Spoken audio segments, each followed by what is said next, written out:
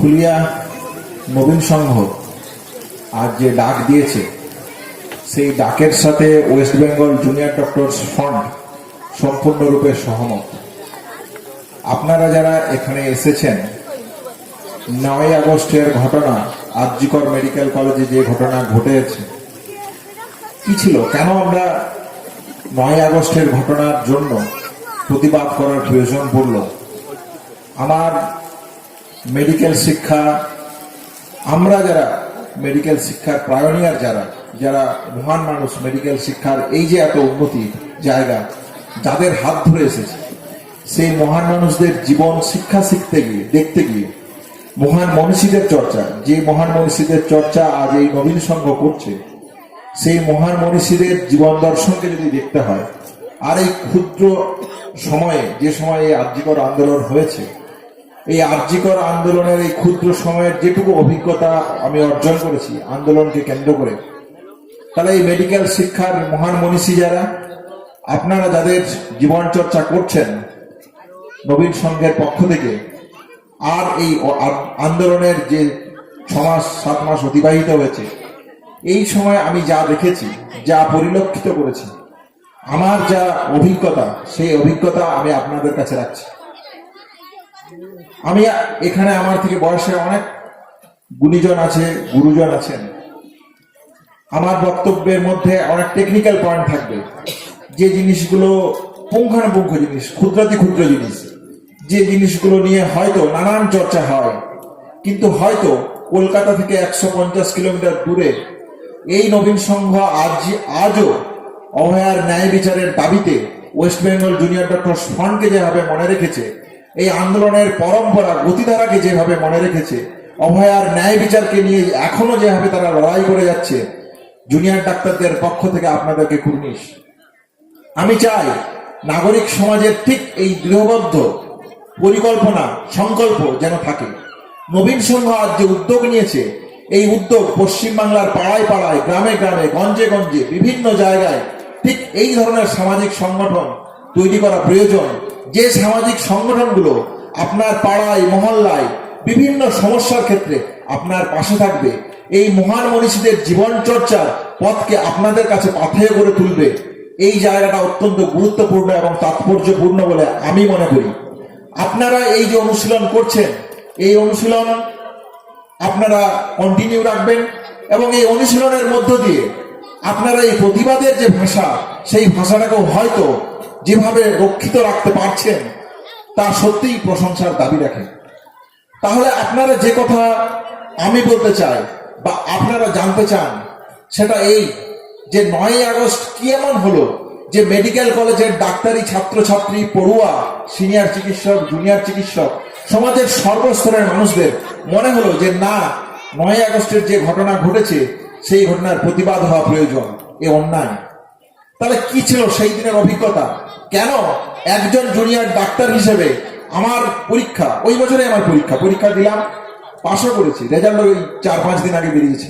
তাহলে কেন একজন চিকিৎসক, আমার পড়ুয়া, আমার সহপাঠী যারা ছিল, তাদের কেন প্রয়োজন হলো এই আন্দোলনের অংশগ্রহণ করার, এই আন্দোলনে মরণপণ লড়াই করার, সুনির্দিষ্ট দাবি আদায় করে আনার, আপনাদের সাথে সমস্ত রকম সহযোগিতা করে বিভিন্ন কর্মসূচি, প্রোগ্রামের মাধ্যমে পশ্চিমবাংলার কোনায় কোনায় যাতে আমাদের দাবি পৌঁছায়, সেই দাবির জন্য লড়াই করার কি প্রয়োজন হলো?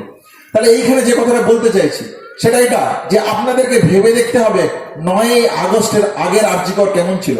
এই আন্দোলনে আপনারা কি শুনেছেন? এই আন্দোলনে শুনেছেন যে আরজিকর মেডিকেল কলেজে একজন চিকিৎসক কর্তব্যরত অবস্থায় রেপ এবং মার্ডারের মতন ঘটনা ঘটেছে। আপনারা শুনেছেন স্বাস্থ্য দুর্নীতির কথা, আপনারা শুনেছেন থ্রেড কালচারের কথা, যে এই আন্দোলনের জায়গা থেকে একটা শব্দবন্ধ তৈরি হয়েছে, থ্রেড কালচার।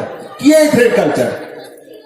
আপনারা, আমরা, সারা পশ্চিমবাংলার মানুষ একটাই দাবিতে মুখরিত হয়েছে, we want justice, we demand justice. আমরা জাস্টিস চাইছি। তাহলে কোন জায়গা থেকে জাস্টিস চাইছি? জুনিয়র ডাক্তাররা অভয়ার ন্যায় বিচারের দাবিতে, অভয়ার সাথে যে অন্যায় করেছে সেই অন্যায়ের দাবিতে জাস্টিস চাইছে। পাঁশকুড়াতে, বহরমপুরে, মিদনাপুর, হাজরা মোড়ে, শিয়ালদা, বারাসাত, বসিরহাট, কলকাতার সহ সমগ্র জায়গা, পশ্চিমবাংলার সমস্ত জেলা থেকে শুরু করে সারা ভারতবর্ষের সমস্ত জায়গায় কি বলছে? আরজিকর দিচ্ছে ডাক, অভয়া বিচার পাক। সারা বাংলা দিচ্ছে ডাক, অভয়া বিচার পাক। সারা দেশ দিচ্ছে ডাক, অভয়া বিচার পাক। তাহলে আমরা বিচার চেয়েছি। কেন আমরা বিচার চেয়েছি? আমরা দেখেছি যে 9ই আগস্টের আগের আরজি কর মেডিকেল কলেজকে আপনারা যদি দেখেন, তাহলে সেখানে কি ছিল, কি পরিবেশ ছিল মেডিকেল কলেজগুলোর অভ্যন্তরে। শুধু আরজি কর নয়, আরজি করে হয়তো তার রূপটা অনেকটা এক্সট্রিম, কিন্তু medical college, Kolkata medical college, NRS medical college, Sagar Dutta medical college, Tamluk medical college, Medinipur medical college, সমস্ত জায়গাতে আপনারা যদি দেখেন, তাহলে কি ছিল মেডিকেল কলেজগুলোর অভ্যন্তরে বাস্তব চেহারা। একজন চিকিৎসক হিসেবে, একজন জুনিয়র ডাক্তার হিসেবে আমাদেরকে কি পাথরের মধ্য দিয়ে যেতে হতো, এই জায়গাটা আজকে আপনাদের একটা আভাস পাওয়া প্রয়োজন। যদি পান তাহলে আপনারা বুঝতে পারবেন আমরা ঠিক কোন প্রেক্ষাপট থেকে, কোন জায়গা থেকে আজকে জুনিয়র ডাক্তারদের মনে হয়েছে যে আপনাদের কাছে আসা উচিত। আপনারা যেভাবে আন্দোলনের পাশে থেকেছেন সেই জায়গা থেকে আজকে 7 মাস অতিবাহিত হওয়ার পরেও ঠিক কি জন্য, কেন আমাদের এই সুদীর্ঘ, আজকেও আমাকে কেন এসে বলতে হচ্ছে এই জায়গাটা 9ই আগস্টের আগে মেডিকেল কলেজগুলির অন্দর কিরকম ছিল, এই জায়গাটা আপনাদের সুস্পষ্টভাবে জানা প্রয়োজন। আরজি কর মেডিকেল কলেজ কি ছিল, তার অন্দরের পরিবেশ বলছে ছাত্রদের জায়গা, যারা পড়ুয়া, মেডিকেল পড়ুয়া, যারা প্রথম বর্ষ, দ্বিতীয় বর্ষ, তৃতীয় বর্ষে পড়ে তাদের কি অবস্থা। একটা মেয়ে সুনির্দিষ্ট, তার সাথে কোনো অঘটন ঘটলে সে সুনির্দিষ্ট কমপ্লেন জানাতে পারে না। সে কমপ্লেন জানাতে গেলে উল্টো দিক থেকে ডিন, প্রিন্সিপাল, যারা শাসক দলের একদম সরাসরি ঘনিষ্ঠ, তারা ওই প্রতিবাদী ছাত্রের এগেনস্টে আর একটা পাল্টা কমপ্লেন করে, পাল্টা রেগিং এর কালচার দেয়, রেগিং এর জায়গা থেকে তাকে সাসপেন্ড করে দেয় ক্লাস থেকে। তাও যদি সেই প্রতিবাদী ছাত্র না দমে, তার অন্যায় যে হয়েছে তার জন্য প্রতিবাদ করতে যায়, তাহলে তাকে বলা হয় যে তোমাকে ফেল করিয়ে দেওয়া হবে। এবং শুধু এই ফেল হুমকি নয়, এই বাস্তবে দিনের পর দিন 2021, 22, 23, 24 সমস্ত জায়গাতে আরজি কর মেডিকেল কলেজ সহ বিভিন্ন মেডিকেল কলেজের অভ্যন্তরে এই ঘটনা ঘটেছে। এ তো গেলে পড়ুয়াদের অবস্থা। যারা শিক্ষক, যারা ছাত্র, যারা জুনিয়র ডাক্তার, আমার মতো যারা জুনিয়র ডাক্তার, আমি কমপ্লেন করছি যে স্যালাইন খারাপ, আমি কমপ্লেন করছি ইনস্ট্রুমেন্ট খারাপ, যার জন্য আমি আমার রোগীর পরিষেবা দিতে পারছি না। তোমার মনে হয়েছে ইনস্ট্রুমেন্ট খারাপ, দাঁড়াও দেখছি। তোমার থিসিস আমি আটকে দেবো। তোমার বিভিন্ন প্রসিডিওর করার ক্ষেত্রে যে স্বাধীনতা, সেই স্বাধীনতা আমি দেবো না। আমাকে বিভিন্ন টিচারের মাধ্যমে বিভিন্ন রকম ভাবে জুনিয়র ডাক্তারদেরকে হ্যারাস করা হতো এই জায়গাতে। তাহলে তারা, এই যে আপনারা যে পেশেন্ট পরিষেবা পান, পেশেন্ট পরিষেবার অভ্যন্তরে যে জায়গাটা ব্যাহত হয় সরকারি মেডিকেল কলেজে জুনিয়র ডাক্তারদের দিক থেকে, এই তো ছিল অবস্থা। আপনারা সাম্প্রতিককালে দেখেছেন মিদনাপুর মেডিকেল কলেজের ক্ষেত্রে কি দেখেছেন, যে মিদনাপুর মেডিকেল কলেজে স্যালাইনের যত জায়গা থেকে 3 প্রসূতির শরীর অসুস্থ, একজনের মৃত্যু হয়। তাহলে কি ছিল এই ঘটনা? মেডিকেল কলেজের অভ্যন্তরে জুনিয়র ডাক্তারদের বক্তব্য কি এই ঘটনার পরিপ্রেক্ষিতে? আপনাদেরকে সুনির্দিষ্ট ভাবে আমি যেটা বলতে চাই সেটা এইটা, 2015 সাল একজন শিক্ষক চিকিৎসক শিলিগুড়ি থেকে তিনি প্রতিবাদ করে জানাচ্ছেন, রিটেন অর্ডার, রিটেন লিখে প্রতিবাদ জানাচ্ছেন। এইরকম নয় যে তিনি একটা ভার্বালি মুখের কথার কথা বলছেন। তিনি বলছেন যে স্যালাইন থেকে আমি দেখছি, আরএল থেকে আমি দেখছি যে প্রসূতিদের এই ধরনের কিডনির ইনজুরি হচ্ছে, কিডনি থেকে অতিরিক্ত রক্তক্ষরণ হচ্ছে, রক্তক্ষরণের মাধ্যমে আইসিইউতে যেতে হচ্ছে, সেখান থেকে তার মৃত্যু হচ্ছে। 2015 সালে জানাচ্ছেন। 16 সাল, 17, 18, 2021 সাল, 22 সাল আরজি কর মেডিকেল কলেজে জানুয়ারি মাস, ফেব্রুয়ারি মাস এবং জুলাই মাস আপনি ডেথ অডিট রিপোর্ট দেখুন। জুনিয়র ডাক্তাররা আমরা অভিযোগ জানিয়েছি, আমাদের সিনিয়র চিকিৎসকরা অভিযোগ জানিয়েছে, কিন্তু এই অভিযোগের কোনো সুরাহা হয়নি। তাহলে আজকে যখন রাজ্য প্রশাসন বলছে যে এই মিদনাপুর স্যালাইনের যে সমস্যা, সেখান থেকে যে প্রসূতির মৃত্যু, এই প্রসূতির মৃত্যুর জন্য নাকি দায়ী জুনিয়র ডাক্তাররা, সিনিয়র ডাক্তাররা, আমরা বলেছি যে আপনি আজও বলুন প্রসূতি মৃত্যুর প্রকৃত কারণ কি। কেন আপনি বলতে পারছেন না আজকে সুস্পষ্টভাবে? এই তো প্রকাশ্য সবাই ঘোষণা করছে যে আপনি মাননীয় মুখ্যমন্ত্রী বলুক, চিফ সেক্রেটারি বলুক, হোম সেক্রেটারি বলুক যে প্রসূতি মৃত্যুর প্রকৃত কারণ কি। তারা কি মনে করে যে প্রকৃতি কারণ ডাক্তারের মৃত্যু, এই ডাক্তারের গাফিলতি? যদি ডাক্তারের গাফিলতি বলতে হয় তাহলে পোস্টমর্টম রিপোর্ট, যেখানে মামুনি রুই দাসের পোস্টমর্টম রিপোর্টে পরিষ্কার ভাবে বলা আছে যে এই মৃত্যু septic shock with multi organ failure. কি এই সেপটিক শক? মানে শরীরে কোনো ইনফেকশন গেছে, সেখান থেকে মাল্টি অর্গান, শরীরের যে বিভিন্ন অর্গান, লাংস, কিডনি, ফুসফুস, এই জায়গাগুলো একটা ফেলিওর হতে শুরু করছে। কেন ফেলিওর হতে শুরু করছে? 8 ঘন্টা, 4 ঘন্টা, 5 ঘন্টার মধ্যে কেন এত ইনফেকশন, কেন এত রিয়াকশন হচ্ছে? আমরা তো এখনো বলছি যে আপনি সুস্পষ্টভাবে বলুন, আপনি যদি বলার ক্ষমতা রাখেন তাহলে আপনি বলুন যে এই প্রসূতি মৃত্যুর জন্য জুনিয়র চিকিৎসকরা দায়ী, সিনিয়র চিকিৎসকরা দায়ী। আমি আপনাকে ওপেন চ্যালেঞ্জ করছি। কেন বলছি এই কথা? তাহলে 2015 সালে, 2022, 23, 24 সালে বিভিন্ন জায়গায় মিদনাপুর মেডিকেল কলেজ শুধুমাত্র নয়, RG Kar medical college, national medical college, Sagar Dutta, Barasat hospital, Imambara hospital, তাদের জায়গায় সুনির্দিষ্ট অভিযোগ স্বাস্থ্য ভবনকে জানানো হয়েছে। তাহলে এই অভিযোগগুলো যখন ছিল এইভাবে যে সেম প্যাটার্ন অফ ডেথ হচ্ছে, এই ডেথগুলোর কারণ কি? জবাব দেন। তাহলে এই সুনির্দিষ্ট জবাব আমরা চাইছি। তাহলে জুনিয়র ডাক্তাররা মেডিকেল কলেজের অভ্যন্তরে এই যে যাবতীয় স্বাস্থ্য দুর্নীতির আঁতুড়ঘর, সেই আঁতুড়ঘরে আজকে একটা জায়গায় বাধা প্রাপ্ত হয়েছে এই জুনিয়র ডাক্তারদের আন্দোলন। তারা মনে করেছে সুনির্দিষ্টভাবে যে এইভাবে স্বাস্থ্য দুর্নীতির যে ওপেন জায়গা, ওপেন সিক্রেটের মতন আজকে বেরিয়ে এসেছে, যে জায়গা থেকে একজন প্রিন্সিপাল যে আজ জেলের অভ্যন্তরে ঘানি টানছে, কেন? তাহলে এই ছিল বিভিন্ন কলেজের অভ্যন্তরের পরিবেশ। শুধু এই জায়গা, তোলাবাজি থেকে শুরু করে, ডেড বডির ক্রিমিনালাইজেশন থেকে শুরু করে, অর্গান ট্রাফিকের মতন জায়গা থেকে শুরু করে কি না করেছে প্রতিনিয়ত এই মেডিকেল কলেজগুলির অভ্যন্তরে শাসক দলের ঘনিষ্ঠ শিক্ষক চিকিৎসক। তাহলে আমরা চেয়েছি এই সমস্ত ঘটনার আমূল পরিবর্তন। আমরা চেয়েছি অভয়ার ন্যায় বিচারকে সামনে রেখে যে আপনি সুস্পষ্টভাবে বলুন যে এক না একাধিক ব্যক্তি এই ঘটনার সাথে জড়িত। জুনিয়র ডাক্তাররা যেদিন আন্দোলন শুরু করে সেদিন থেকে তারা বলছে এই ঘটনায় একাধিক ব্যক্তি জড়িত। কেন আমরা এই কথা বলেছি? একজন অভিযুক্ত সঞ্জয় রায়, সে একজন সিভিক ভলেন্টিয়ার, সে কিভাবে আরজিকর মেডিকেল কলেজের যে কেউ নয়, সে আরজিকর মেডিকেল কলেজের অভ্যন্তরে এলো, 3 তলা থার্ড ফ্লোরে সে গেল, 4 তলাতে সে গেল, সেখান থেকে 200 কিলোমিটার অতিক্রম করে সেমিনার রুম। সে জানে না আরজিকর মেডিকেল কলেজের ভৌগোলিক পরিস্থিতি কি, কোথায় নার্স থাকে, কোথায় সিস্টার থাকে, কোথায় জিডিএ থাকে, কোথায় ওষুধ দেওয়া হয়, কোথায় পেশেন্টরা ভর্তি থাকে। তাহলে একজন বাইরের মানুষ সে কিভাবে ঢুকে এই রকমের একটা নৃশংস ঘটনা ঘটাতে পারে? তাহলে আমরা মনে করি এই ঘটনায় একাধিক ব্যক্তি জড়িত। শুধু আজ, সেদিন আন্দোলনের জায়গা থেকে আমরা বলেছিলাম, আজ আমাদের এই দাবিকে কারা সমর্থন করে? আপনারা দেখুন, সিবিআই যে ইনভেস্টিগেশন হয়েছে, 172 পাতার যে শিয়ালদা কোর্ট থেকে যে জাজমেন্ট দিয়েছে, সেই জাজমেন্টের বিচারক বলছে যে আমি জুনিয়র ডাক্তারদের এই আন্দোলনকে হিরোইক আন্দোলন হিসেবে দেখি। তিনি আন্দোলনের ভূয়সী প্রশংসা করছেন। কেন ভূয়সী প্রশংসা করছেন? যে এই ঘটনা থেকে পরিষ্কার যে মেডিকেল কলেজের অভ্যন্তরে কর্তৃপক্ষের দ্বারা এই ঘটনাকে ধামাচাপা দেওয়ার সুস্পষ্ট প্রয়াস হয়েছে। তিনি কথা স্বীকার করছেন। আমরা শুধু বলছি তা নয়, আপনারা শুধু বলছেন তা নয়, যে 172 পাতার জাজমেন্টে যিনি জাজ তিনি এই কথা বলছেন। কি ছিল? অভিসন্ধি। অভিসন্ধি ছিল এটা একটা সুইসাইড, অন্য কিছু নয়। শুধু আমরা বলেছি, আমরা কথা বলছি না। 172 পাতার জাজমেন্টে বিচারক কথা বলছে যে হাসপাতাল কর্তৃপক্ষের ইললিগাল ড্রিম ছিল, অসম্পূর্ণ স্বপ্ন ছিল। একটা স্বপ্নের জায়গা থেকে সে এই ইনভেস্টিগেশনকে হাসাপ করার চেষ্টা করেছে, ইনভেস্টিগেশনকে বিভিন্ন রকম ভাবে দমানোর চেষ্টা করেছে। এটা তো বিচারক আজকে বলছে। জুনিয়র ডাক্তাররা বলছে তা তো নয়, আপনারা বলছেন তা তো নয়। আবার কেন সুস্পষ্ট ভাবে আমরা বলেছি যে এই ঘটনায় একাধিক ব্যক্তি জড়িত থাকতে পারে?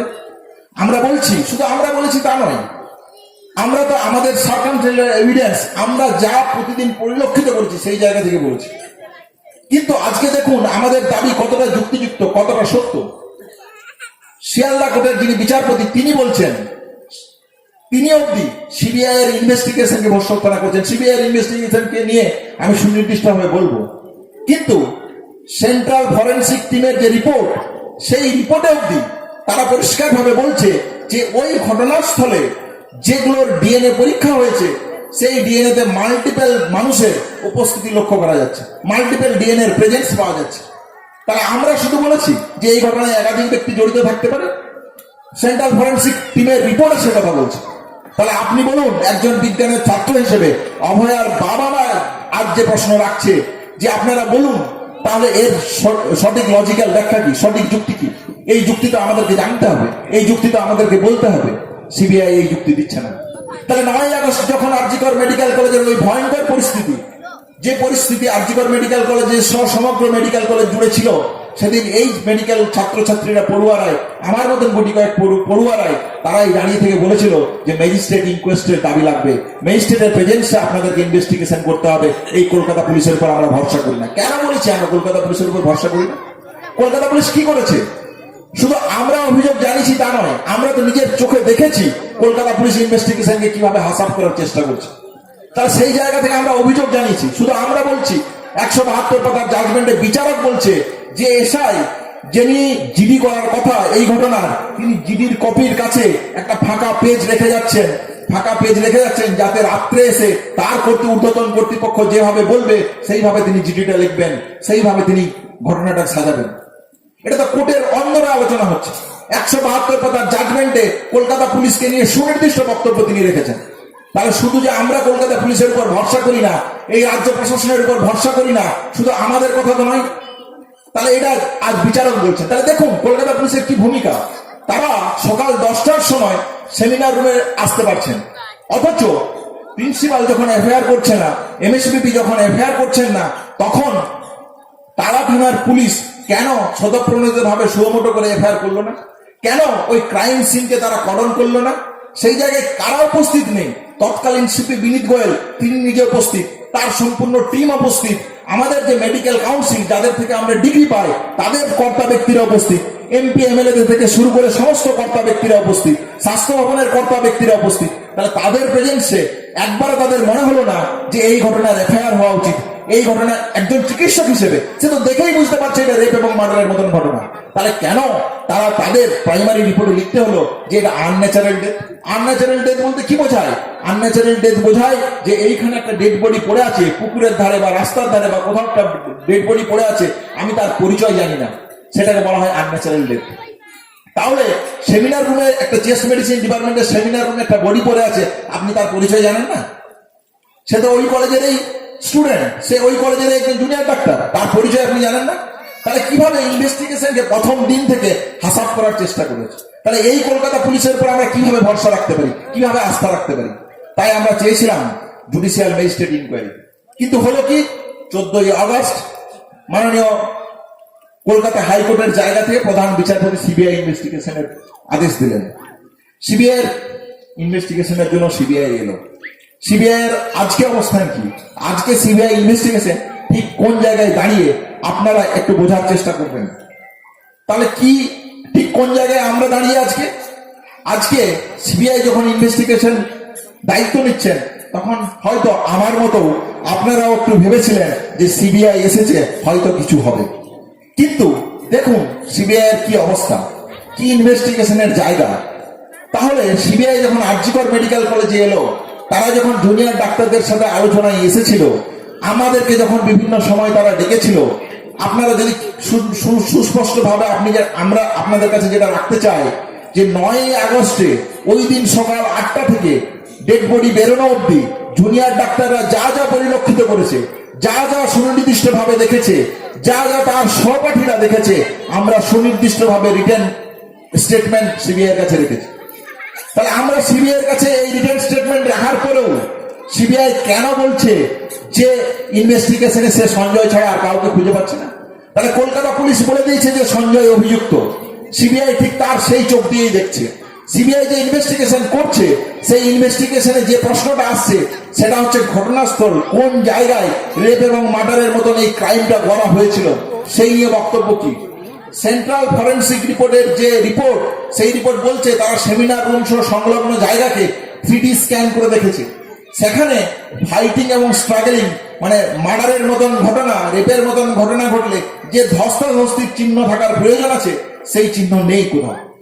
তাহলে আপনি বলুন, একজন বিজ্ঞানের ছাত্র হিসেবে, একজন সাধারণ ছাত্র হিসেবে আজকে তো এই প্রশ্ন জানায় যে সিন অফ ক্রাইম কোথায়, ঘটনাটা কোথায় ঘটেছিল। তাহলে ঘটনাটা যদি সেমিনার রুম নাই হয়, তাহলে ঘটনা কোথায় ঘটেছিল এটাই যদি আপনি ইনভেস্টিগেশনের জায়গা থেকে বলতে না পারেন, তাহলে এই ইনভেস্টিগেশন কেমন ইনভেস্টিগেশন? এই ইনভেস্টিগেশন আজ হাস্যকর নয়, প্রহসন নয়। ক্লাস 4-5 এর ছেলেকে যদি ইনভেস্টিগেশন করতে দিতে হয়, তাহলে তারা যেভাবে ইনভেস্টিগেশন করে সিবিআই ঠিক সেইভাবে ইনভেস্টিগেশন করছে। কেন বলছি এই কথা? বলছি এই কথা অত্যন্ত দুঃখের সাথে, বেদনার সাথে। কেন? সেমিনার রুমের সামনে যে সিসিটিভি ক্যামেরা আছে, সেই সিসিটিভি ক্যামেরা দিয়ে যারা ওই ডোরে যাতায়াত করেছে তাদেরকে দেখা গেছে। তাহলে আমি যে একটু আগে যে কথা বললাম যে কলকাতা পুলিশ যে চোখ দিয়ে দেখেছে, সিবিআই যেন ঠিক সেই চোখ দিয়েই দেখতে চাইছে। তার বাইরে যে তার কোনো চোখ থাকতে পারে, তার কোনো পদ্ধতি থাকতে পারে, সেই পদ্ধতিতে যেতে সে রাজি নয়। কেন? তাহলে সিসিটিভি ফুটেজে যাদেরকে দেখা গেছে তাদের সুনির্দিষ্ট ডেসক্রিপশন আছে। কেমন ডেসক্রিপশন? একজন ডাক্তার স্টেথো গলায় গেছে, একজন সিস্টার যিনি তার ওই রাস্তা দিয়ে হেঁটে গেছেন, একজন পেশেন্ট যিনি একটা লঙ্গি পরে, একটা গেঞ্জি আর একটা ধুতি পরে সামনে দিয়ে গেছেন। এইরকম বিভিন্ন ডেসক্রিপশন আছে। এই ডেসক্রিপশনের জায়গা থেকে যখন পাশের কলামে আপনি যাচ্ছেন তখন দেখা যাচ্ছে যে সেই ব্যক্তিটা কে, এইটা যখন আইডেন্টিফাই করার প্রশ্ন আসছে তখন দেখা যাচ্ছে এইটাকে আর আইডেন্টিফাই করতে সিবিআই পারছেন। অথচ আমি যে আমার বক্তব্যে বললাম যে দিনের পর দিন, রাতের পর রাত আমরা তাদের কাছে স্টেটমেন্ট দিয়েছি, আমরা যা দেখেছি, আমরা যা পেয়েছি। তাহলে ওই মেডিকেল কলেজের অভ্যন্তরে কোন গ্রুপ ডি স্টাফ ছিল, কোন জুনিয়র ডাক্তার ছিলেন, ওই সিসিটিভি ক্যামেরার আয়তে যারা গিয়েছেন এসেছেন তাদেরকে তো সুনির্দিষ্টভাবে আইডেন্টিফাই করাই যেত। কিন্তু সিসিটিভি ফুটেজের রিপোর্টে সিবিআই কি লিখলো? যে তারা একজনকেই চিনতে পেরেছে, শুধু সঞ্জয় রায়, আর তারা কাউকেই চিনতে পারেনি। অথচ আমাদের কাছে বসে কে ডাক্তার, কে সিস্টার, কে নার্স, এর বাদ দিয়ে অন্য কোনো থার্ড পার্সনের প্রেজেন্স আছে কি নেই এই তো আইডেন্টিফাই করার একটা সুনির্দিষ্ট সুযোগ ছিল, কিন্তু তারা এই সুযোগ ব্যবহার করতে রাজি নয়। তারা কলকাতা পুলিশ ঠিক যে চোখ দিয়ে দেখিয়েছে তারা ঠিক সেই চোখ দিয়েই দেখতে চায়।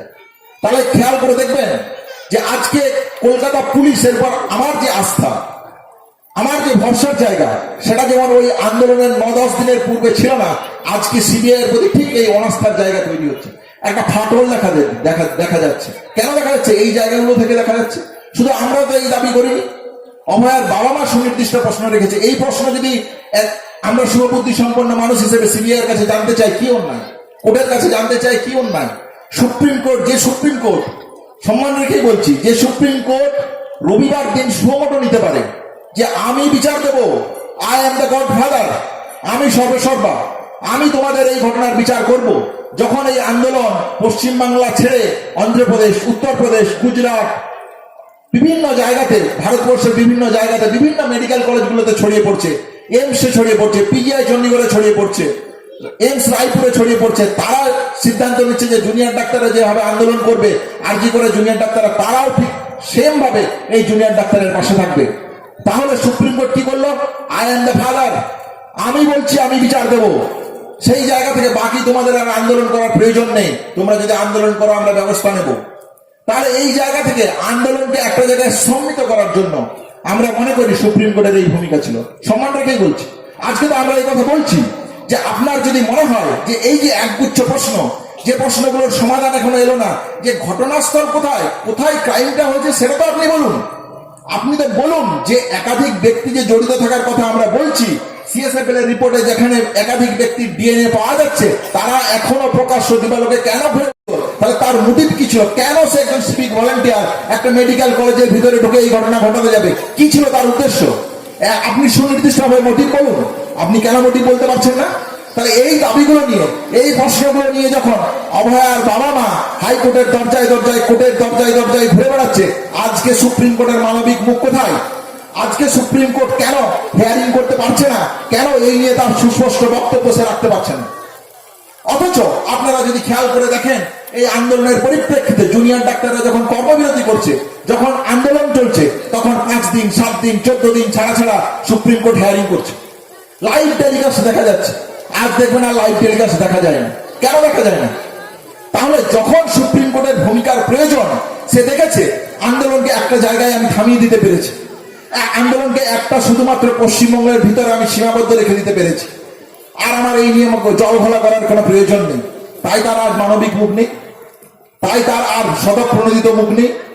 সে তো নিজে এই ঘটনা কেস টেক আপ করেছে যে আমি, আই এম দ্য ফাদার, আমি এই সমস্যার সমাধান করবো, আমি এই ন্যায় বিচার দেবো। তাহলে আজকে তার মানবিক মুখ কোথায়?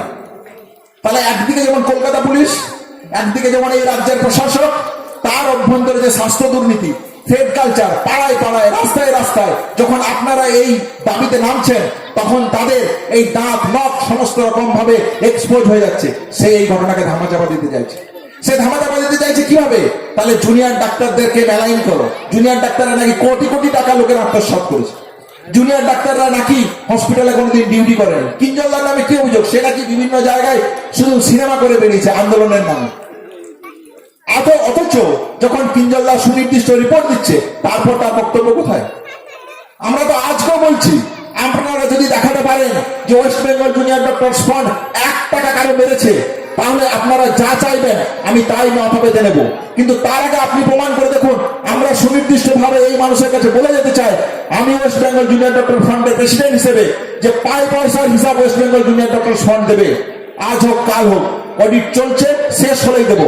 আপনি দিতে পারবেন কয়লা কাণ্ডের হিসাব, আপনি দিতে পারবেন শিক্ষা দুর্নীতির হিসাব, আপনি দিতে পারবেন স্বাস্থ্য দুর্নীতির হিসাব, আপনি দিতে পারবেন পুলিশ প্রশাসনের বর্বরতার হিসাব, আপনি দিতে পারবেন যা যা অভিযোগ আছে সেই অভিযোগের হিসাব।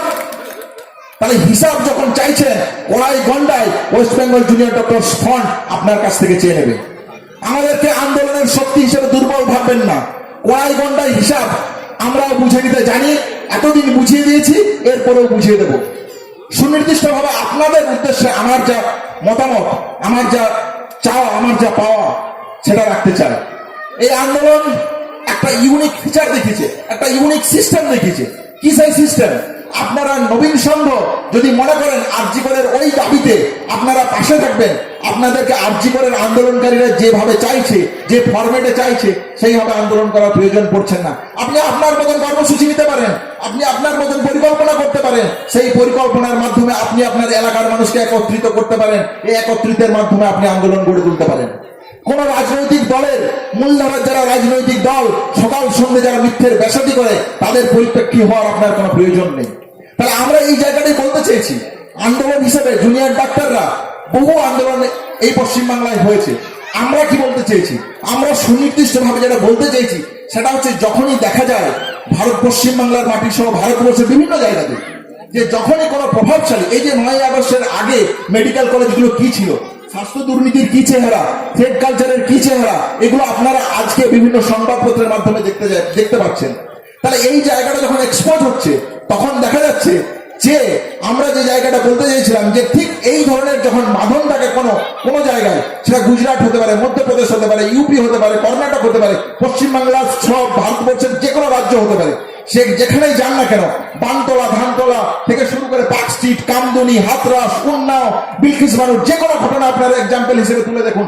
ঠিক যখনই এই ধরনের প্রভাবশালী ব্যক্তিরা জড়িত থাকে, তার বিচার কোনোদিন হয় না। তাহলে আমরা সুনির্দিষ্টভাবে জুনিয়র ডাক্তাররা মনে করেছিলাম, একটা মেডিকেল কলেজের অভ্যন্তরের ক্যাম্পাসে একজন চিকিৎসকের সাথে যদি এই ঘটনা ঘটতে পারে, তাহলে আপনাদের এই পশ্চিমবাংলার যাবতীয় যে মহিলারা আছে, তাদের সুরক্ষা কোথায়? তাহলে আমরা কোনো বাঁধন রাখিনি। আমরা বলেছি যে আপনি আপনার পাড়ার দাবিতে, আপনার বাড়ির বোনের দাবিতে, মেয়ের দাবিতে, আপনার স্ত্রীর দাবিতে, আপনাদের পাড়ার মহিলার সুরক্ষার দাবিতে আপনারা ঐক্যবদ্ধ হন। আমরা চাই নাগরিক সমাজ ঐক্যবদ্ধ হোক। নাগরিক সমাজ ঐক্যবদ্ধ হয়ে মেডিকেল কলেজের অভ্যন্তরের বাইরেও এই আন্দোলনের বিস্তৃতিকে যাতে ছড়িয়ে দেওয়া যায়, যাতে কেন বিচার হবে না। আমি বললাম, কেউ কোনো রাজনৈতিক দলের সাথে যুক্ত হতেই পারে, থাকতেই পারে, কিন্তু কলকাতা পুলিশ প্রশাসনের নিরপেক্ষতা কোথায়? সে কেন আপনাকে বিচার দেবে না? আমরা বলতে চাইছি, সিবিআই এর নিরপেক্ষতার জায়গা কোথায়? সে কেন বিচার দেবে না? আমরা সর্বোপরি বলতে চাইছি, সুপ্রিম কোর্টের নিরপেক্ষতা কোথায়? সে কেন বিচার দেবে না? তাহলে যদি এই সমস্ত প্রশাসন আজকে ব্যর্থ হয় একজন মহিলার সুরক্ষা দিতে, একজন চিকিৎসার সুরক্ষা দিতে, একটা দুর্নীতিকে প্রতিরোধ করতে যদি পারে না, আপনারা দেখছেন যে যাদবপুর কাণ্ডে যে ছাত্র ধর্মঘট হয়েছে, সেখানে কি নৃশংসভাবে থানার অভ্যন্তরে তাদের উপর বর্বরচিত আক্রমণ করা হয়েছে। তাহলে একজন ছাত্র হিসেবে, একজন ছাত্র আন্দোলনের মানুষ হিসেবে আমি এই প্রতিবাদ জানাবো, তো কে জানাবে? তাহলে আপনার ভূমিকা কোথায়? পুলিশ প্রশাসনের যে নিরপেক্ষ ভূমিকা থাকার প্রয়োজন ছিল, সেই ভূমিকা কোথায়? তাহলে সুরক্ষার জায়গা আজকে থাকছে না। সুরক্ষার জায়গা আজকে পুলিশ প্রশাসন দিতে পারছে না, স্টেট প্রশাসন দিতে পারছে না, সিবিআই দিতে পারছে না, সুপ্রিম কোর্ট দিতে পারছে না। তাহলে যদি না পারে, তাহলে তার উল্টো দিকে আমরা কি করতে পারি? আমাদের কি করণীয়? আমাদের কি করার আর কিছুই থাকছে না। তাহলে একদিকে এই দিকের সিবিআই, পুলিশ প্রশাসন, রাজ্য প্রশাসন, সুপ্রিম কোর্ট এক সূত্রে, এক আবদ্ধতে বাঁধা। কেন বাঁধা? দেখুন, সিবিআই, কলকাতা পুলিশ দেখিয়ে দিয়েছে সঞ্জয় রায় খুনি, সিবিআই ঠিক সেই পথেই চলছে। সিবিআই স্ট্যাটাস রিপোর্ট দেখছে, সুপ্রিম কোর্ট বলছে, আহা বাবারে কি ভয়ঙ্কর ঘটনা, আমি আমার 30 বছরের জীবনে এরকম কোন ঘটনা দেখিনি। এগুলো তাদের জাজেদের বক্তব্য, তারা বিচলিত হয়ে উঠছে। অথচ ঠিক তারপর সেই স্ট্যাটাস রিপোর্ট প্রকাশ, মানলাম প্রকাশ আপনাকে আনতে হবে না, কিন্তু আপনি যে একাধিক ব্যক্তির যে কথা আমরা বলছি, অভয়ার বাবা মা বলছে, যে মোটিভের কথা জুনিয়র ডাক্তাররা তুলেছি, যে এই ঘটনা কেন ঘটলো তার সুস্পষ্ট উত্তর কোথায়? দিচ্ছে না। সিন অফ ক্রাইম কোথায়? কোথায় ঘটনাস্থল? বলছে না। কেন মাল্টিপল ডিএনএ প্রেজেন্স আছে? বলতে পারছে না। কেন সিসিটিভি নিয়ে আপনি ইনভেস্টিগেশন করেছেন এইভাবে? বলতে পারছে না। কার প্রেজেন্স? এই যে তারা তাদের প্রাইমারি চার্জশিটে লিখছে যে এভিডেন্স টেম্পার হয়েছে, মানে এভিডেন্স রেপ এবং মার্ডারের ঘটনার সেটাকে টেম্পার করা হয়েছে, সেটাকে ডেস্ট্রয় করা হয়েছে, ইনভেস্টিগেশনকে ধামাচাপা দেওয়া করা হয়েছে। এগুলো তো সিবিআই তার প্রাইমারি চার্জশিটে লিখেছে। কিন্তু লেখার পরেও তিনি কেন সাপ্লিমেন্টারি চার্জশিট দিয়ে তাদেরকে অ্যারেস্ট করছেন না? কেন তারা জামিন পেয়ে 90 দিনের পর মুক্ত হয়ে যাচ্ছে? তাহলে দেখুন ঠিক এক সূত্রে বাঁধা। এইখানে যখন চার্জশিট দিতে পারলো না তখন তো সুপ্রিম কোর্টের বলা উচিত ছিল যে কেন আপনি সাপ্লিমেন্টারি চার্জশিট দিতে পারছেন না, কে আটকাচ্ছে আপনাকে, কোন মন্ত্রে বলে আপনি আটকে আছেন? ওই সুপ্রিম কোর্টের তো ভূমিকা দেখতে পাচ্ছেন না। তাহলে এই জায়গায় একটা সুসংহত রূপ আমরা দেখতে পাচ্ছি। ঠান্ডা মাথায় শুনবেন, এই সুসংগত রূপের পরিকল্পনা যদি আমরা না বুঝতে পারি তাহলে কিন্তু আমরা হতাশই হব। আপনাকে হতাশ করছে কে? আপনাকে হতাশ করছে এই পুলিশ, আপনাকে হতাশ করছে সিবিআই, আপনাকে হতাশ করছে সুপ্রিম কোর্ট, যাদের উপর আপনি ভরসা রাখেন। সেই ভরসা যখন ভেঙে যায় তখন আপনি হতাশাগ্রস্ত হন। তাহলে ঠিক উল্টো দিকে আমাদের কি করণীয়? আমরা কি দাঁড়িয়ে দাঁড়িয়ে বসে বসে শুধুমাত্র এই ঘটনা পরিলক্ষিত করবো? তাহলে আজকের জায়গা থেকে দাঁড়িয়ে যদি দেখেন, এই আন্দোলনকে যদি দেখেন, তাহলে আমরা কি বলেছি? আমরা বলেছি আপনারা সংঘবদ্ধ হন, আপনারা আপনাদের মতন কমিটি তৈরি করুন, গ্রুপ তৈরি করুন, ক্লাব তৈরি করুন, সামাজিক সংগঠন তৈরি করুন, নারী সুরক্ষা শিশু সংগঠন তৈরি করুন। জুনিয়র ডাক্তারদের পাশে আপনারা যেভাবে থেকেছেন এই ঋণ আমরা কখনো পরিশোধ করতে পারবো না। আপনারা যেভাবে তা চাইবেন আমাদের সহযোগিতা, আমরা সব রকম ভাবে সেই সহযোগিতা করব। সেটা মেডিকেল ক্যাম্পের মাধ্যমে হতে পারে, স্বাস্থ্য সচেতনতা শিবির মধ্যে হতে পারে, মনীষী চর্চার মধ্যে দিয়ে হতে পারে, কোনো অর্গানাইজেশন, কোনো মত বিনিময় সবার মাধ্যমে হতে পারে। যেভাবে চাইবেন সেই ঋণ পরিশোধ করার যতটুকু পারবো আমরা চেষ্টা করব। কিন্তু আজকে যেভাবে এই ক্লাব আপনাদেরকে অর্গানাইজ করেছে, ক্লাবের যে ভূমিকা, এই ভূমিকাকে আপনারা একটু সামাজিক সংগঠন শুরু করে এই ছোট ছোট সংগঠন আপনারা যারা তৈরি করেছেন তাদের যে ভূমিকা, সেই ভূমিকাটাকে একটু ভেবে দেখবেন। এদের এই ছোট ছোট সংগঠনগুলোকে যক্ষের ধনের মতন রক্ষা করবেন। এই যক্ষের ধনের মতো রক্ষা করার কথা কারণ কেন বলছি? কারণ এই একদিকে যে অটুট বন্ধন তৈরি হয়েছে সিবিআই থেকে শুরু করে, রাজ্য প্রশাসন থেকে শুরু করে, কলকাতা পুলিশ থেকে শুরু করে সুপ্রিম কোর্ট, তার উল্টো দিকে আমরা চেয়েছি সাধারণ মানুষ থেকে শুরু করে, জুনিয়র ডাক্তার থেকে শুরু করে সমগ্র পেশার মানুষ তারা একসাথে সংঘবদ্ধ হোক। একসাথে সংঘবদ্ধ হয়ে এই ঠিক যে সুপরিকল্পিত নেটওয়ার্ক এদিকে তৈরি করছে, ঠিক সেই সংঘবদ্ধ নেটওয়ার্ক আমাদের ছাত্রছাত্রীদের, জুনিয়র ডাক্তার থেকে শুরু করে, রিক্সা চালক থেকে শুরু করে, ভ্যান চালক থেকে শুরু করে, সামাজিক বিভিন্ন সংগঠন, ক্লাব, কমিটি, পাড়া, বস্তি, বিভিন্ন মানুষজনকে ঠিক এইভাবেই সংঘবদ্ধিত হতে হবে। কিন্তু সংঘবদ্ধিত হতে হবে কিসের ভিত্তিতে? আমাদের ভিত্তি কি হবে?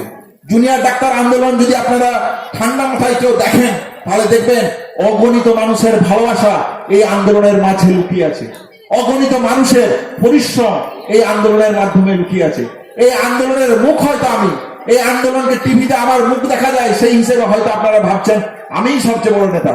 কিন্তু আপনারা যদি খেয়াল করে দেখেন তাহলে দেখবেন প্রতিটা মানুষ কিভাবে দিনের পর দিন, রাতের পর রাত, আমার যে সহপাঠী বন্ধু তারা এই রাজনীতির রয়ে তাদের যোগাযোগ নেই, কিন্তু তারা মনে করেছে এটা অন্যায়। সেই ছাত্র যার রাজনীতির সাথে কোনো যোগাযোগ নেই, সে দিনের পর দিন, রাতের পর রাত এই আন্দোলনের দাবিতে, ন্যায় বিচারের দাবিতে লড়াই করেছে। লালবাজার অভিযান আমরা যখন করেছি, স্বাস্থ্য ভবন অভিযান আমরা যখন করেছি, অনশন মঞ্চ আমরা যখন আহ্বান ডেকেছি, আপনারা দেখুন নাগরিক সমাজের কি ভূমিকা, কি অদ্ভুত সেই পরিস্থিতি, যে পরিস্থিতি কখনো কল্পনা করা যায় না। মানুষ তার সর্বোচ্চ শেষ বিন্দু অবধি যেভাবে এই আন্দোলনের কাছে থাকা যায় সেইভাবে তার প্রাণপণ রক্ষা করে থাকতে চাইছে। তারা কি এই ভিত্তি? এই ভিত্তি হচ্ছে মূল্যবোধের ভিত্তি, এই ভিত্তি হচ্ছে নৈতিকতার ভিত্তি, এই ভিত্তি হচ্ছে সততার ভিত্তি। আপনারা ঠিক যেভাবে এইখানে মহান মনীষীদের চর্চার কোটেশন রেখেছেন, সেখানে দেখুন এই আন্দোলনে কোনো ধর্ম নেই, এই আন্দোলনে কোনো জাতিভেদ নেই, এই আন্দোলনে কোনো রকমের কোনো বর্ণ বৈষম্য নেই। হাজার হাজার মানুষ, যে বৃদ্ধা অক্সিজেনে সারা জীবনটা কাটায়, অক্সিজেন লাগিয়েই তিনি থাকেন, সে ওই হুইল চেয়ার নিয়ে, অক্সিজেন নিয়েই সে রেলিতে মিছিলে হাঁটছে। ভাবতে পারেন কখনো? যে বৃদ্ধা বয়সের ভারে কুব্জ হয়ে গেছে, সে একটা ফুটপাতের ধারে বসে আছে যে জুনিয়র ডাক্তারদের মিছিল কখন যাবে, নাগরিকদের মিছিল কখন যাবে, সেই মিছিলটাকে দেখে মনে করবে যে হ্যাঁ, যে অন্যায় প্রতিদিন ঘটে চলেছে সেই অন্যায়ের বিরুদ্ধে এই জুনিয়র ডাক্তাররা দাঁড়িয়েছে, এই নাগরিক সমাজ দাঁড়িয়েছে। তাহলে আজকে আমি যেমন 150 কিলোমিটার দূর থেকে বলতে এসেছি এখানে যে আপনারা এই নাগরিক সমাজের যে আহ্বান, এই নাগরিক সমাজের বুকে যে গড়ে ওঠা যে বিবেক, মনুষ্যত্ব, চেতনা, মূল্যবোধ, এই মূল্যবোধের উপর ভিত্তি করে এই সুসংগঠিত চিত্ত গড়ে তুলুন। কেন বলছি? আমরা কোন রাজনৈতিক দলের মুখাপেক্ষী হয়নি, কিন্তু আমরা সুনির্দিষ্টভাবে বলেছি যে আপনারা আপনাদের বিবেকের জায়গা থেকে, মনুষ্যত্বের জায়গা থেকে, মূল্যবোধের জায়গা থেকে বলুন যে এই ধরনের ঘটনা পশ্চিমবাংলার বুকে কি কাম্য? তাহলে এই আন্দোলনে মহিলাদের যে ভূমিকা ছিল, মহিলারা যেভাবে দিনের পর দিন, রাতের পর রাত আমাদের কাছে থেকেছেন যে কখনো কল্পনা করা যায় না। তারা নিজেদের ঘর বাড়ি ছেড়ে দিয়েছে। বেসিক্যালি প্র্যাকটিক্যালি শাস্ত্রভবনে যখন আমরা ছিলাম, লালবাজারে যখন আমরা ছিলাম, কিছু দিদি, সিস্টার দিদি, বিভিন্ন পাড়ার মহিলারা, তারা শুধুমাত্র খাবার রান্না করে আনতেন তাদের বাড়ি থেকে। তার ছেলের স্কুলে পরীক্ষা, সে বলছে তুই পরীক্ষাটা পরে দিলেও হবে, তো তুই দাঁড়া, আজকে স্বাস্থ্য ভবন চলতো, তার সাথে সেই ছেলেকে নিয়ে এসে আসছে। আবার যদি দেখেন বসিরহাট, বারাসাত, বিভিন্ন জায়গায় যারা সাধারণ মানুষ, একদম সাধারণ মানুষ, আপনারা তাও তো সংঘ তৈরি করেছেন, ক্লাবের পক্ষ থেকে পরিচালনা করছেন, আপনাদের একটা ভিত্তি আছে, আপনারা সুদীর্ঘ লড়াই অতিক্রম করেছেন এই সংঘের পক্ষ থেকে। কিন্তু যে মানুষগুলো কোনোদিন মিছিলে হাঁটেনি, কোনোদিন মিটিং কিভাবে করতে হয় জানে না, কিভাবে ব্যানার বানাতে হয় সেটা জানে না, কিভাবে ব্যানার তৈরি করে মিছিল সাজাতে হয় সেটা জানে না, এই আন্দোলনের মধ্য দিয়ে তারা এগুলো শিখেছে, তারা এগুলো করেছে। তাহলে এই আন্দোলনের প্রাপ্তি যদি বলেন, এই আন্দোলনের প্রাপ্তি একটাই, সবচেয়ে বড় প্রাপ্তি বলে আমি যেটা মনে করি, সেটা হচ্ছে নাগরিক চেতনাবোধ, নাগরিক মূল্যবোধ, নাগরিকদের কিভাবে লড়াই করা উচিত, নাগরিকদের যে কখনো বসে থাকতে পারে না, সেই জায়গাটা সুনির্দিষ্ট ভাবে আপনারা দেখিয়েছেন। এটাই আন্দোলনের প্রাপ্তি আমার কাছে। ছেলে তার মাকে রাত 1টার সময় 5ই সেপ্টেম্বর যখন আমরা ডাক দিয়েছিলাম বিচার পেতে আলোর পথে, সে তার মাকে নিয়ে তাদের সুনির্দিষ্ট বসিরহাট মোড়ে আসছেন, তার মাকে বাইকে চাপিয়ে শুধুমাত্র ওই প্রোগ্রাম অ্যাটেন্ড করানোর জন্য। কোন ছেলে, কোন সন্তান এই কাজ করে? কোন মা বলে যে এখন ঘরে চাবি দিয়ে চল আন্দোলনে যাবে? এটা বলতো কখন? বলতো ক্ষুদিরামের সময়, বলতো নেতাজির সময়, বলতো স্বামীজির সময়, বলতো ভগৎ সিং এর সময়।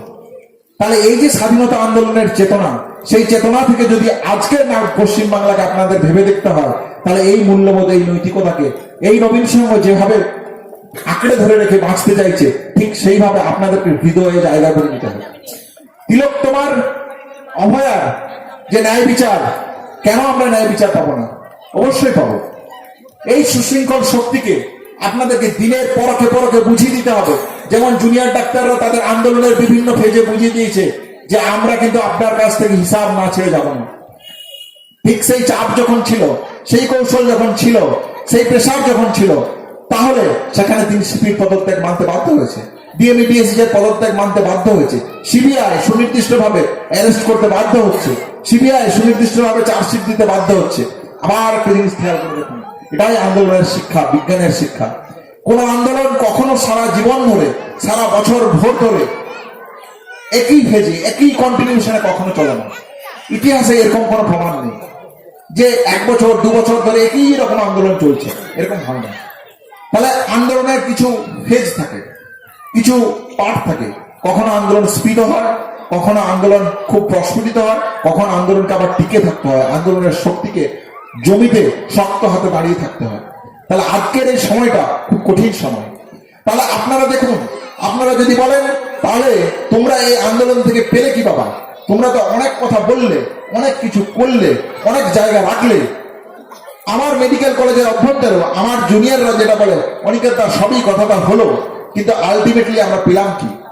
এই প্রশ্ন যখন আসে তখন একটা হতাশা দেয়। তাহলে হতাশা আপনাকে করাচ্ছে কে? সেই প্রশ্ন, সেই উত্তর আমি রাখলাম। তাদেরকে যারা বলবেন যে এই ঘটনার পরিপ্রেক্ষিতে একটু পিছনটাকে ভেবে দেখতে হবে। ভারতবর্ষে যখন অসহযোগ আন্দোলন হচ্ছে, ভারত ছাড়ো আন্দোলন হচ্ছে, নেতাজি সুভাষচন্দ্র বোস যখন আজাদ হিন্দ ফৌজ নিয়ে লড়াই করতে যাচ্ছেন, তখন এই আন্দোলনগুলো কোনোটাই সফল হয়নি, সবগুলোই ব্যর্থ হয়েছিল। ভারত ছাড়ো আন্দোলন তো ব্যর্থ হয়েছিল। তা বলে কি ভারত স্বাধীনতা পায়নি? তা বলে কি ভারতের বিপ্লবীরা আন্দোলন করা বন্ধ করে দিয়েছিলেন? অসহযোগ আন্দোলন সফল হয়নি। তা বলে কি ভারতের আন্দোলনকারীরা, বিপ্লবীরা তারা স্বাধীনতা আন্দোলনের জন্য লড়াই করেনি? ভগৎ সিং তো ফাঁসির কাঠে ঝুড়ে পড়লেন, তার দ্বারা তো সেই আন্দোলন একটা জায়গায় থেমে গেল। তা বলে কি ভগৎ সিং বলেছিলেন যে আমি আর আন্দোলন করব না? তাহলে আন্দোলন থেকে শিক্ষা নেওয়ার এটাই, একটা আন্দোলন আর একটা আন্দোলনের জন্ম দেয়, একটা আন্দোলন আর একটা সিঁড়ির জন্ম দেয়। এই সিঁড়ির পথ বেয়ে আমাদেরকে উঠে যেতে হবে, আমাদেরকে এগিয়ে যেতে হবে। ঠিক যেমন অসহযোগ আন্দোলন ভারত ছাড়ো আন্দোলনের জন্ম দিয়েছিল, ভারত ছাড়ো আন্দোলন নেতাজিকে উদ্বুদ্ধ করেছিল, সেই জায়গা থেকে স্বাধীনতার পথ। ঠিক সেইভাবে সিঁড়ির পথ ধরে এই আন্দোলন আজ যে বাস্তব জমি তৈরি করে দিয়েছে সারা পশ্চিমবাংলার বুকে, মহিলাদের কাছে, বাবা মাদের কাছে, আমাদের যারা জুনিয়র ডাক্তার থেকে শুরু করে সমগ্র পেশার মানুষের কাছে, এই বাস্তব ভিত্তিকে, এই সিঁড়িকে পাথিয়ে করে অন্যায়কে অন্যায়, ন্যায়কে ন্যায় এবং তার প্রতিবাদ করার আমাদেরকে সম্মুখীন হতে হবে। স্বাভাবিকভাবে জুনিয়র ডাক্তারদের দিক থেকে আপনারা যেভাবে থাকবেন আমরা ঠিক সেইভাবেই এগোবো। ঠিক সেরকমই জুনিয়র ডাক্তারদের যখন আপনাদেরকে পাশে পাওয়ার প্রয়োজন হবে, আপনারাও আশা রাখবো, আবেদন রাখবো, আমাদের পাশে ঠিক সেইভাবেই থাকবেন। আপনারা যেভাবে আন্দোলনের পাশে থেকেছেন এতদিন, ঠিক সেইভাবেই থাকবেন। এই স্বাস্থ্য দুর্নীতি থেকে শুরু করে থ্রেড কালচার কে ভেঙে দেওয়ার জন্য, মেডিকেল কলেজের অভ্যন্তরে জাস্টিসকে প্রতিষ্ঠিত করার জন্য আমরা যেভাবে লড়াই এখনো চালিয়ে যাচ্ছি, ঠিক সেইভাবে নবীন সংঘ থেকে শুরু করে সমগ্র ছোট ছোট সংগঠন যারা কমিটি তৈরি করেছেন, এই নাগরিক চেতনার কে সামনে রেখে আমার মা বোনেরা যেভাবে এই সংগঠন তৈরি করেছেন, এই ক্লাবগুলিকে তৈরি করেছেন, তারা এগুলোকে ভ্রূণের মতন রক্ষা করবে, ভ্রূণের যক্ষের ধনের মতন রক্ষা করবেন। এগুলোই আগামী দিনের সাফল্যের, আন্দোলনের সাফল্যের চাবিকাঠি, আপনাদের সুরক্ষার দাবিতে চাবিকাঠি, আপনাদের পাড়ায় মহল্লায় যে অন্যায় অবিচার ঘটে তার বিরুদ্ধে প্রতিবাদ করার চাবিকাঠি, আপনাদের সুরক্ষার চাবিকাঠি। তাহলে যে বলে শেষ করতে চায়, হতাশার কোনো প্রশ্ন নেই, হতাশার কোনো জায়গা নেই। এই বাংলা যে স্বাধীনতার বাংলা, স্বাধীনতার আন্দোলনকারীদের যে বাংলা, বিপ্লবীদের যে বাংলা, সেই বাংলার মানুষ যদি আপনি হন, আমি হন, হতাশ হওয়ার কোনো প্রয়োজন নেই। তাহলে শিক্ষা নেওয়ার প্রয়োজন কি? শিক্ষা নেওয়ার প্রয়োজন এই আন্দোলনে সচেতনতা দেখিয়েছে, যে মানবিকতা দেখিয়েছে, যে মূল্যবোধ তৈরি করেছে, যে নৈতিকতা জন্ম দিয়েছে, সেই নৈতিকতার আধারে ছোট ছোট ছোট ছোট যে সামাজিক সংগঠন থেকে শুরু করে সমস্ত স্তরের মানুষ আছে, এগুলোকে যক্ষের ধনের মতন রক্ষা করবে। রক্ষার মাধ্যমে প্ল্যাটফর্ম তৈরি করুন, যে প্ল্যাটফর্ম অন্যায় অবিচারের বিরুদ্ধে, ন্যায় অন্যায়ের বিরুদ্ধে লড়াই করবে। আমরা যেগুলো মেডিকেল কলেজের অভ্যন্তরে তৈরি করছি, এখন হয়তো মিডিয়ায় সেগুলো দেখাচ্ছে না, আমরা যেভাবে তৈরি করছি ঠিক সেইভাবেই। শুধুমাত্র আমরা আমাদের মতন করছি, আপনারা আপনাদের মতন করছেন এরকম নয়। নাগরিক সমাজ জুনিয়র ডাক্তারদের সুসংগঠিত রূপ, যেভাবে আমরা বলছি, আমরা যেভাবে আপনাদের যেভাবে পাশে চাইবেন ঠিক সেইভাবেই পাশে থাকবো। ঠিক সেই রকমই আমরা যখন আপনাদেরকে পাশে চাইবো, আপনারাও ঠিক সেইভাবেই আমাদের পাশে থাকুন।